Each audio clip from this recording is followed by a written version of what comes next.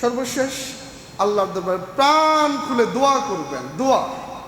দোয়া করবেন, একদম আল্লাহর কাছে বিনয়ের সাথে দোয়া করবেন, কান্নাকাটি করে দোয়া করবেন। আল্লাহর দরবারে কান্নাকাটি করতে, মাথা নত করতে লজ্জা আছে নাকি?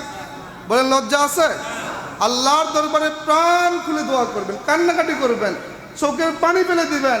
আল্লাহ রাসূল বলেছেন দুটা জিনিস কখনো ফিরে দেওয়া হয় না, একটা হচ্ছে জিহাদের ময়দানে রক্ত, আরেকটা বান্দার চোখের পানি। এই পানি যখন বের হয়ে যায়, বান্দার তওবা অটোমেটিকলি কবুল হয়ে যায়।